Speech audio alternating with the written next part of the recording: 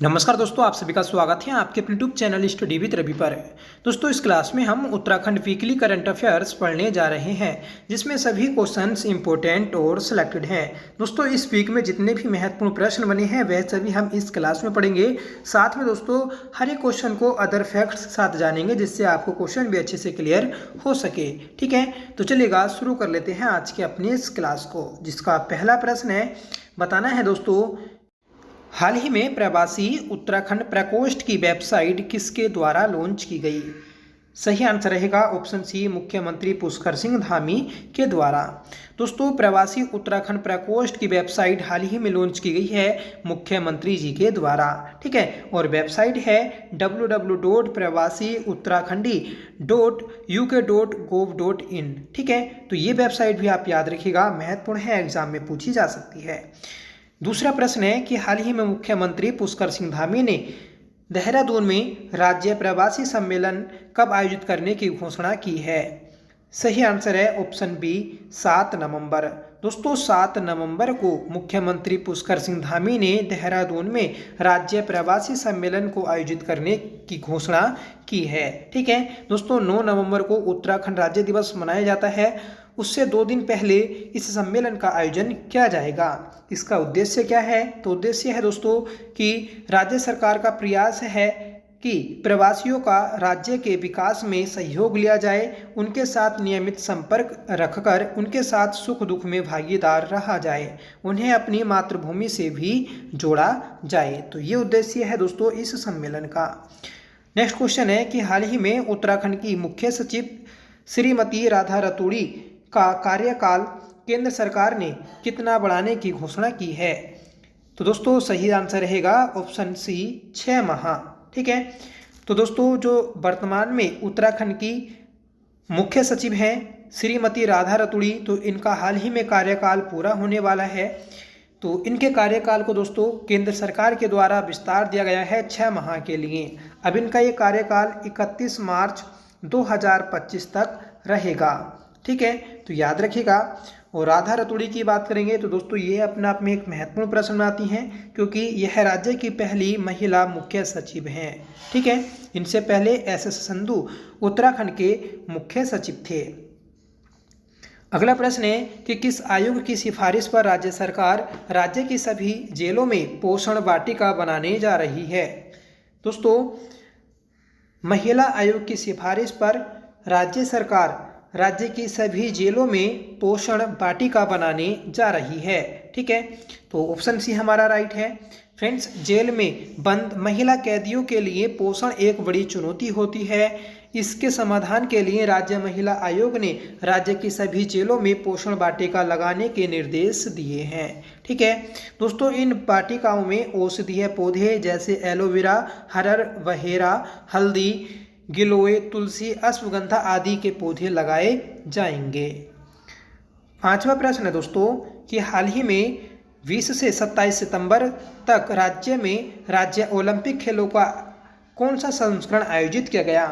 दोस्तों, 20 से 27 सितंबर तक राज्य में राज्य ओलंपिक खेलों का 5वां संस्करण आयोजित किया गया है। सही आंसर रहेगा ऑप्शन सी। और महत्वपूर्ण प्रश्न है दोस्तों, याद रखिएगा। ठीक है, अगला प्रश्न है कि उत्तराखंड राज्य ओलंपिक खेलों में किस जनपद ने सर्वाधिक पदक जीते? दोस्तों, उत्तराखंड राज्य ओलंपिक खेलों में देहरादून जनपद ने सर्वाधिक पदक जीते हैं। ठीक है, कुल कितने पदक जीते? 178। ठीक है, तो ये पदक भी आप याद रखिएगा। दोस्तों, पूरी पदक तालिका पर एक बार नज़र मार लेते हैं। देखिए, देहरादून ने 74 गोल्ड मेडल जीते, 46 सिल्वर मेडल जीते और 58 दोस्तों इन्होंने ब्रॉन्ज मेडल जीते हैं। यूएस नगर दोस्तों दूसरे स्थान पर रहा, इसने 52 गोल्ड, 71 रजत और 53 दोस्तों कांस्य पदक जीते हैं। नैनीताल दोस्तों तीसरे स्थान पर है, जिसने 33 गोल्ड, 37 सिल्वर और 57 कांस्य पदक जीते हैं। हरिद्वार दोस्तों चौथे स्थान पर रहा, 35 इसने गोल्ड जीते हैं, 29 दोस्तों सिल्वर मेडल जीते और ब्रोंज दोस्तों 23 जीते हैं। चंपावत दोस्तों 10 गोल्ड, 5 सिल्वर और 3 दोस्तों कांस्य है। पौड़ी की बात करेंगे तो 24 गोल्ड जीते हैं और 21 दोस्तों 21, ठीक है, 21 दोस्तों सिल्वर मेडल जीते, 33 जो जीते हैं दोस्तों ये कांस्य पदक जीते हैं, ठीक है। तो ये पूरी पदक तालिका है। अब देखिए सबसे अंतिम स्थान पर जो रहा तो वह उत्तरकाशी रहा है कुल 6 पदक के साथ।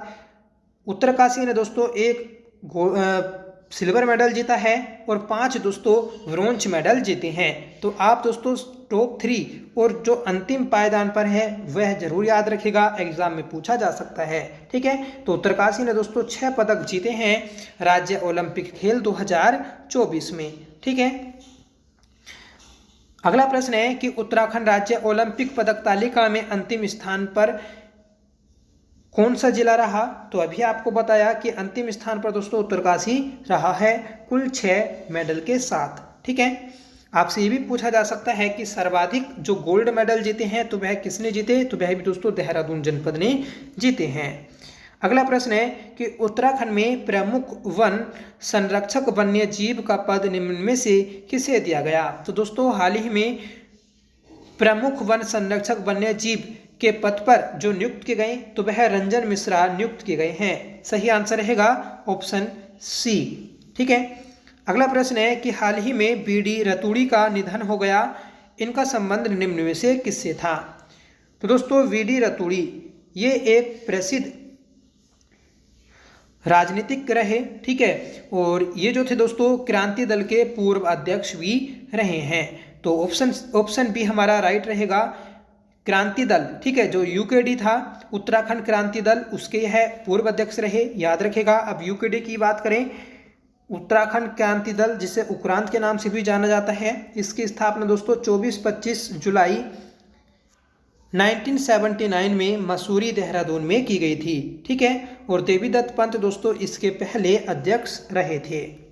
अगला प्रश्न है कि देहरादून इंटरनेशनल फिल्म फेस्टिवल 2024 का आयोजन किया जा रहा है? तो दोस्तों देहरादून इंटरनेशनल फिल्म फेस्टिवल 2024 का आयोजन 27 से 29 सितंबर तक किया जा रहा है। सही आंसर रहेगा ऑप्शन बी।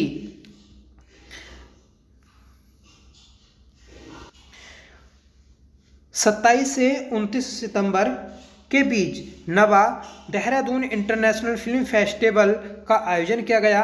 उत्तराखंड के इस सबसे बड़े फिल्म फेस्टिवल का आयोजन सिल्वर सिटी, राजपुर रोड व तुलाज इंस्टीट्यूट में किया गया, ठीक है। तो आप दोस्तों प्लेस भी याद रखिएगा कहाँ पर किया गया है, तो दोस्तों राजपुर में किया गया है, ठीक है। और कौन सा संस्करण है? तो दोस्तों नवा संस्करण है, ठीक है। अगला प्रश्न है कि हाल ही में उत्तराखंड प्रीमियर लीग 2024 कब से कब तक आयोजन किया गया? तो दोस्तों इस प्रीमियर लीग का जो आयोजन किया गया तो वह 15 से 22 सितंबर तक किया गया है। सही आंसर रहेगा ऑप्शन बी, ठीक है। अगला प्रश्न है कि हाल ही में उत्तराखंड प्रीमियर लीग 2024 की विजेता टीम कौन रही? तो दोस्तों उत्तराखंड प्रीमियर लीग 2024 की विजेता टीम उधम सिंह नगर इंडियंस रही है। सही आंसर है ऑप्शन सी।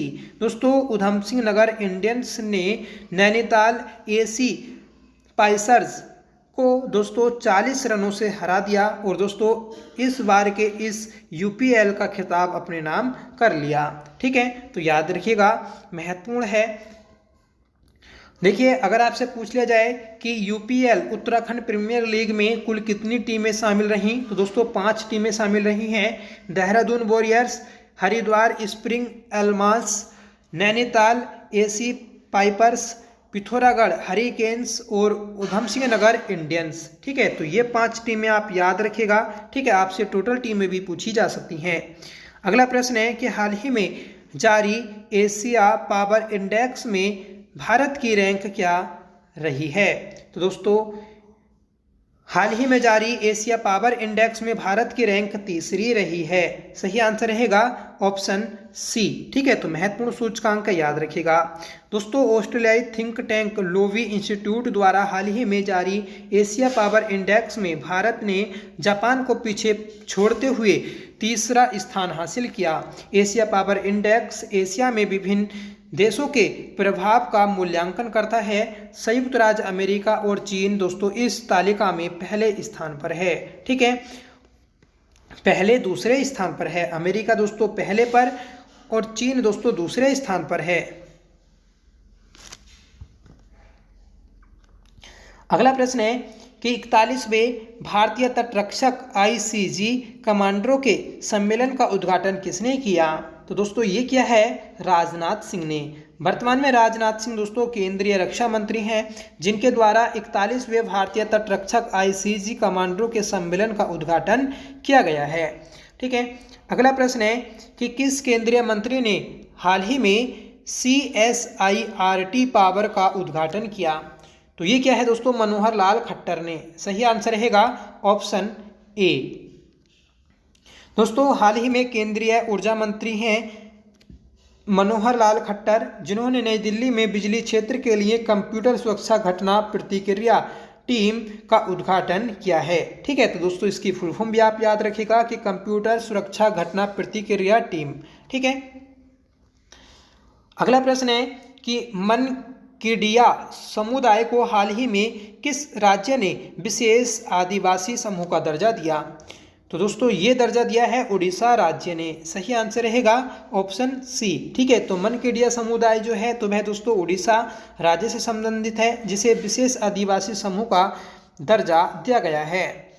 अगला प्रश्न है कि किसे हाल ही में वायुसेना का अगला उप प्रमुख नियुक्त किया गया? सही आंसर है दोस्तों option B SP Dharkar. SP Dharkar दोस्तों हाल ही में वायुसेना के अगले उप प्रमुख नियुक्त किए गए हैं। ठीक है दोस्तों, आप कमेंट करके बताइएगा कि हाल ही में भारतीय सेना के प्रमुख कौन बनाए गए थे। ठीक है, क्योंकि पिछली वीडियो में हमने ये क्वेश्चन पढ़ा था, तो आपको कमेंट करके बताना है। 18वां प्रश्न है कि भारत की नई एयरलाइंस कौन सी है जिसे विमानन मंत्रालय से मंजूरी मिली है? तो दोस्तों भारत की नई एयरलाइन है शंख एयर, जिसे हाल ही में विमानन मंत्रालय ने मंजूरी दी है।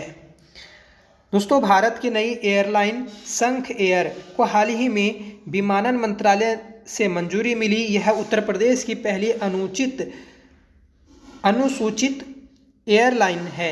यह एयरलाइन लखनऊ और नोएडा को अपने हब के रूप में स्थापित कर भारत के प्रमुख शहरों को जोड़ने की योजना बना रही है। ठीक है, तो दोस्तों याद रखेगा कि शंख एयरलाइन कहाँ पर संचालित है? तो दोस्तों उत्तर प्रदेश में संचालित है हाल ही में। अगला प्रश्न है, हाल ही में खबरों में रही नगर वन योजना किस मंत्रालय द्वारा शुरू की गई है? तो दोस्तों हाल ही में नगर वन योजना जो शुरू की गई तो वह पर्यावरण वन एवं जलवायु परिवर्तन मंत्रालय के द्वारा शुरू की गई है। तो ऑप्शन सी हमारा राइट है, याद रखिएगा। 20वां प्रश्न है कि रक्षा मंत्री राजनाथ सिंह ने हाल ही में किस शहर में सैनिक स्कूल का उद्घाटन किया? तो हाल ही में रक्षा मंत्री राजनाथ सिंह ने दोस्तों जयपुर राजस्थान में एक सैनिक स्कूल का उद्घाटन किया है। ठीक है, 21वां प्रश्न है कि शिगेरू इशिबा को किस देश के अगले प्रधानमंत्री के रूप में चुना गया? शिगेरू इशिबा ये दोस्तों जापान के अगले प्रधानमंत्री रहेंगे। तो सही आंसर है ऑप्शन बी। 22वां प्रश्न है कि परम रुद्र सुपर कंप्यूटर को हाल ही में किसने लॉन्च किया? तो दोस्तों हाल ही में परम रुद्र सुपर कंप्यूटर को जो लॉन्च किया तो वह प्रधानमंत्री नरेंद्र मोदी ने लॉन्च किया है। सही आंसर रहेगा ऑप्शन ए। ठीक है दोस्तों, प्रधानमंत्री नरेंद्र मोदी ने राष्ट्र को 3 परम रुद्र सुपर कंप्यूटर समर्पित किए, जिनकी कुल लागत करीब 130 करोड़ रुपए है। राष्ट्रीय सुपर कंप्यूटिंग मिशन के तहत स्वदेशी रूप से विकसित इन सुपर कंप्यूटर्स को पुणे, दिल्ली और कोलकाता में स्थापित किया जाएगा। ठीक है, तो याद रखिएगा महत्वपूर्ण प्रश्न है। तो ये थी दोस्तों आज की हमारी क्लास, जिसमें हमने 22 महत्वपूर्ण प्रश्नों को डिस्कस किया, साथ में अदर फैक्ट्स भी जाने, जिससे आपको क्वेश्चन अच्छे से क्लियर हुए होंगे।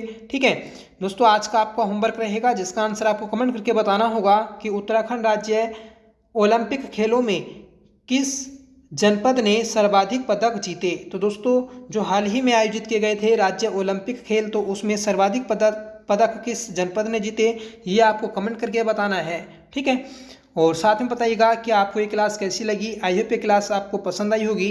अगर आपको पसंद आई हो तो प्लीज़ इसे लाइक करिएगा, दोस्तों में शेयर करिएगा। आप हमारे चैनल पर पहली बार विजिट कर रहे हैं तो प्लीज़ चैनल को सब्सक्राइब जरूर कर लीजिएगा।